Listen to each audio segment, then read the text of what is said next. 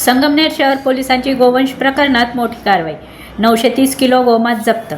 अहिल्यानगर जिल्ह्यातील संगमनेर शहर पोलिसांनी गोवंश संबंधित बेकायदेशीर कत्तल प्रकरणावर मोठी कारवाई केली आहे. शहरातील 2 ठिकाणी एकाच दिवशी छापे टाकून 7 जिवंत जनावरे आणि तब्बल 930 किलो गोमांस जप्त करण्यात आलं आहे. स्थानिक गुन्हे शाखा, अहिल्यानगर आणि संगमनेर शहर पोलिसांच्या संयुक्त पथकाने ही कारवाई केली.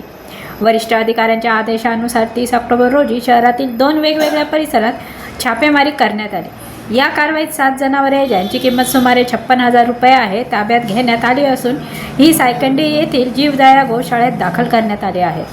तसेच 2,07,000 रुपये किमतीचे 930 किलो गोमांस जप्त करून त्याची योग्य ती विल्हेवाट लावण्यात आली आहे.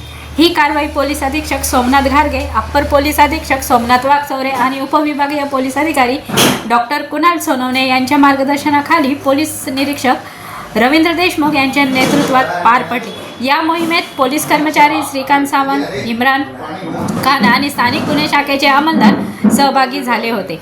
संगमनेर पोलिसांनी केलेली ही कारवाई गोवंश संरक्षण कायद्याखालील कठोर अंमलबजावणीचे उदाहरण ठरत असल्याची चर्चा असली तरी सातत्याने कारवाया व्हायला हव्यात तरच हे कसाई भानावर येतील अशाही प्रतिक्रिया उमटत आहेत. ब्युरो रिपोर्ट, आपली दुनियादारी, संगमनेर.